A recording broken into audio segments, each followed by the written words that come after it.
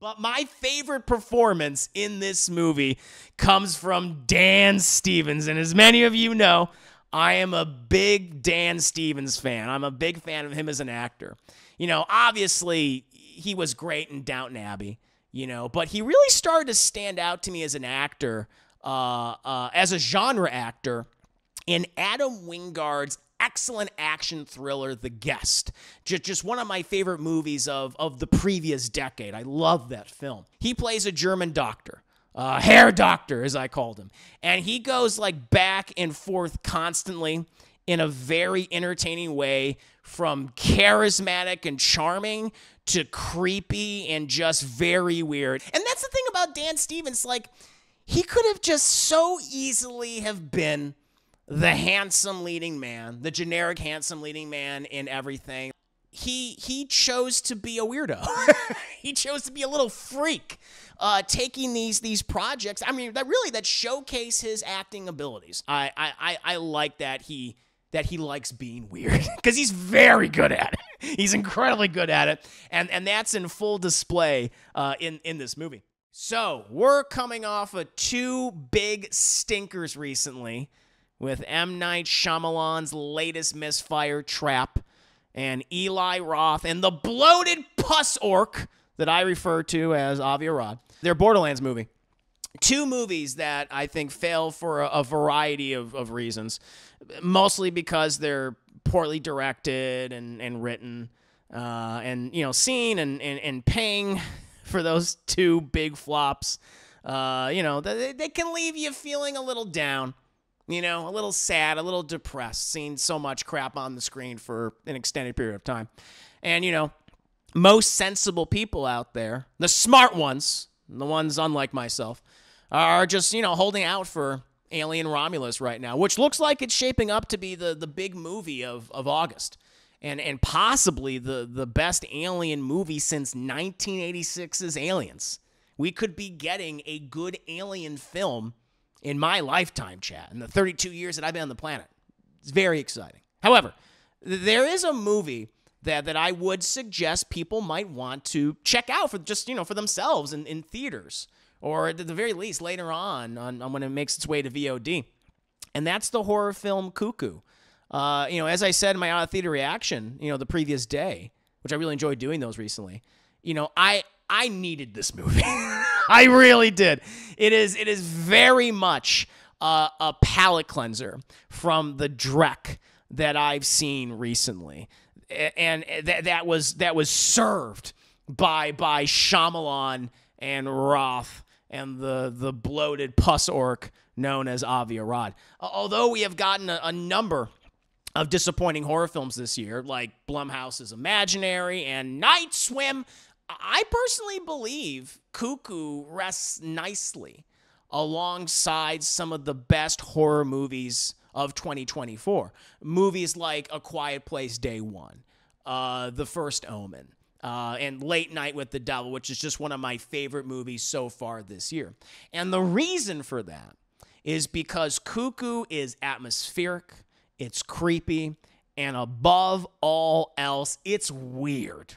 It's very, very weird, and bolstered by a great cast of known actors and character actors, particularly Hunter Schafer and Dan Stevens, who steals the movie, in my opinion. The film is directed by a German filmmaker, Tillman Singer. I'm hoping I'm saying his name correctly. This is his second theatrical film. He previously directed a movie called Luz, that I have not seen, but it was like another horror film that got a lot of attention, a lot of praise.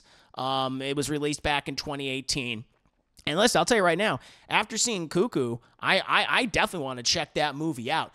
Cuckoo follows this American family. They're emigrating from the United States to the German Alps to help build this new resort and hotel. Hunter Schafer, she plays this teenager named Gretchen, and she's joined by her father, her half mother, her half sister, who's mute, and they meet and work for Dan Stevens' character, the Herr Doctor, a German doctor who runs this resort. And as soon as they're settled, weird and very disgusting things begin to happen like all around them. And Gretchen becomes increasingly disturbed by all of it. She gets the brunt of it. Loud and frightening shrieking coming from the surrounding woods and forests.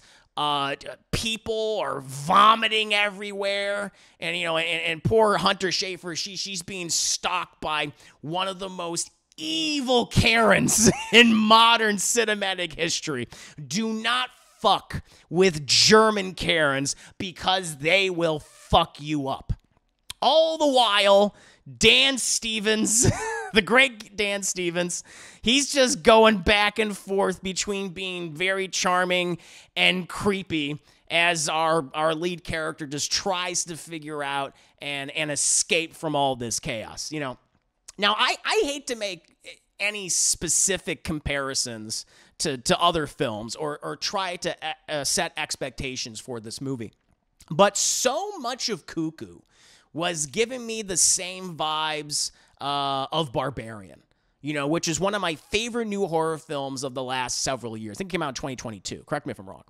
And the reason why I make that comparison is that this movie, like Barbarian, has really well-written characters, a strange and disturbing mystery, a very weird threat, and this nice undercurrent of humor. Just all of these things just blended together in such a way that makes this movie one of my favorites of the year so far. Much in the same way that Barbarian was just one of my favorite horror films of the last couple of years. I am not too familiar with Hunter Schafer as an actress. I know she was on Euphoria or is on Euphoria. And a lot of people know her from that series, but this is, I guess technically this is my first exposure to her as an actor. And I think she did a great job in this movie. At first I was a little worried because she initially came off as a bit of a bratty teen, and I was like, here we go, the obnoxious teen, we're gonna have to follow the movie. But she gets a lot of funny stuff to do and say, and she just has some of the funniest moments in the movie, some of the funniest reactions and lines, and what she just goes through emotionally and physically is harrowing, and at times just gut-wrenching in the best way possible. I just really enjoyed her character throughout this film. But my favorite performance in this movie comes from Dan Stevens. And as many of you know, I am a big Dan Stevens fan. I'm a big fan of him as an actor. Obviously, he was great in Downton Abbey, but he really started to stand out to me as an actor, as a genre actor, in Adam Wingard's excellent action thriller, The Guest. Just one of my favorite movies of the previous decade. I love that film. And this has been just Dan Stevens' year, in general. He was so much fun in Godzilla and Kong. He was easily the best human character. And I actually thought he was really good. He was great in Abigail. But Cuckoo features his best performance of 2024 so far, unless he's got another project coming up. He plays a German doctor. Hair doctor, as I called him. And he goes back and forth constantly in a very entertaining way, from charismatic and charming to creepy and just very weird. And every time he pops up, I was always excited because he's such a little weirdo. He's such a little weirdo in this movie, playing his recorder while looking off into the distance.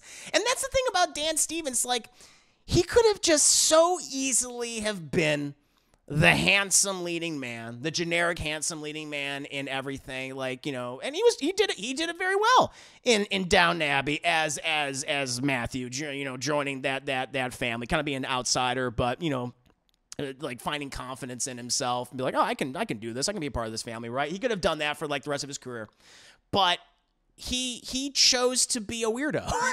He chose to be a little freak, taking these projects, that showcase his acting abilities in all these different genre projects. Again, the Guest, it was such a departure for him.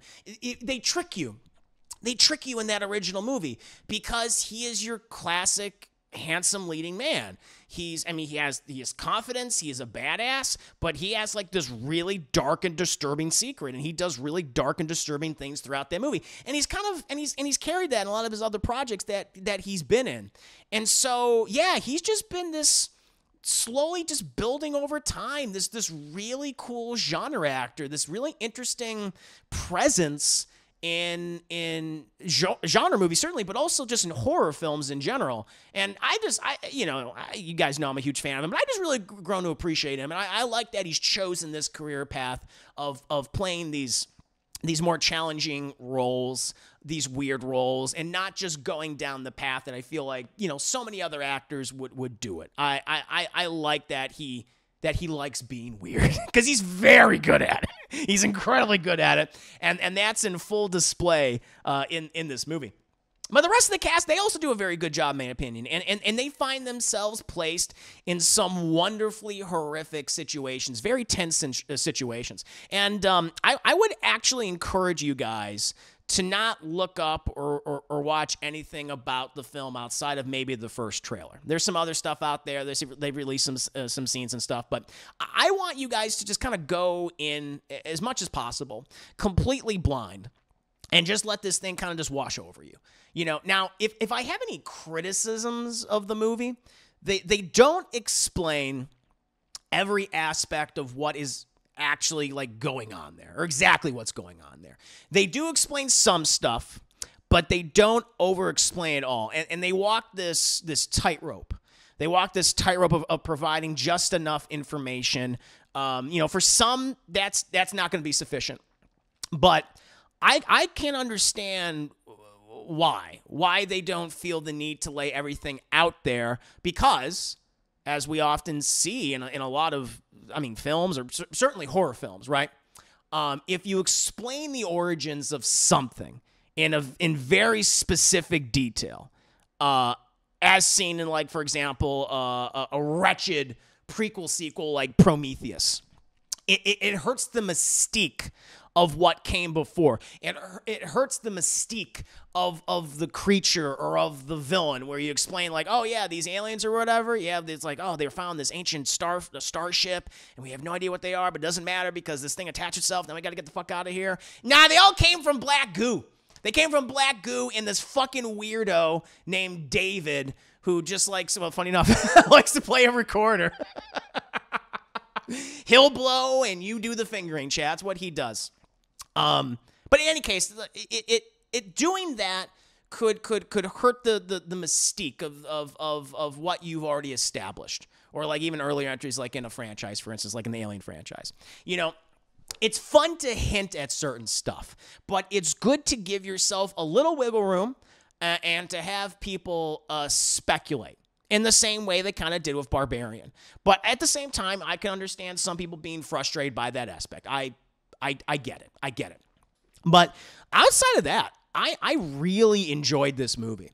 Not only because it's a palate cleanser after recent schlock that I've had to watch and review, but it's just such a funny, thrilling, and just weird little horror movie that's, again, bolstered by some creepy and tense sequences and two lead performances that made it so fun to watch. So I highly recommend Cuckoo. It may not work for everybody, but it really worked for me. And it put this director, this Tillman Singer, on my mind. Just so I'm very interested to check out his previous movie, Luz, but I'm also very curious to see what he's going to do next. It's exciting. It's very exciting. But what about you guys? I'm actually very curious. I mean, the news has just been dominated by the failure of Borderlands, recently, and how terrible M. Night Shyamalan's Trap was. So this movie's kind of getting lost in the shuffle, I think, a little bit. So I think maybe it'll be like a bit of like a sleeper hit, and hopefully, get some attention when it's eventually on VOD. But I am very curious, people who have seen this movie. Did you like it as much as I did? Were you more mixed on it, or did you just downright hate it? Is it side by side, shoulder to shoulder with M. Night Shyamalan's Trap and Eli Roth and the bloated orc goblin known as Avi Arad and their Borderlands film. Let me know. 5 minutes later. Let me know, Joe. What about you guys? What do you think of Cuckoo? Katria Hard Hands. Good to see you, Katria. Hope you're doing very well. Welcome, welcome, welcome. Hope you have a nice little happy dabby dono dance. That's very good. Ace Rocks. I'm sorry, Ace Rock, Buddy Rock, don't stop. You're not stopping at all, good sir. 51 months subscribed and on a 49-month streak. Woo, boy. 51 months of getting juiced over and over and over again. You better believe it, good sir. Thank you, Ace Rock. Good to see you here. KC, good to have you here. Who else here? Let's see. Probably I'll watch Herman the Purple Crayon to see. Oh my God, why is it so divided? Because critics hate it, but wow, audience is loving it. That trailer looked like pain. Everything about that trailer just made me sad. I was like, nope, not gonna do that. Also, Zachary Levi looks like he's losing his mind. Looks like he's losing his mind, chat. Looks like something's wrong with him. Because he was coming out making social media posts, telling people not to go see Deadpool, Wolverine, and Harold the Purple Crayon's it's a children's movie. That guy's he's got a lot of issues going on right now. He needs to get some help. He really needs some help right now. Let's see. I thought Cuckoo was an interesting movie, definitely creative, but not the great movie I was hoping for. There were certain things that happened that I didn't feel were earned. Shaver, though, I agree was excellent. Definitely see Luz, though. I'm excited. Chris Harris says, I didn't like it. Oh, no. I didn't like it all that much. It looks great. There's some cool moments and some really good acting, especially from Schaefer and Stevens, but there were some big chunks where I was kind of bored. Then you're actually nodding off a few seconds at one point and ended up being more confused and creeped out. I don't think it's a bad movie, but I was kind of disappointed, which bums me out because I was really looking forward to it. Damn. I'm sorry to hear that, Mr. Harris. We just feel differently on this one. It blows traps. Oh, 100%. Yeah. I mean, God, it's... M. Night Shyamalan wishes he could make something like this again.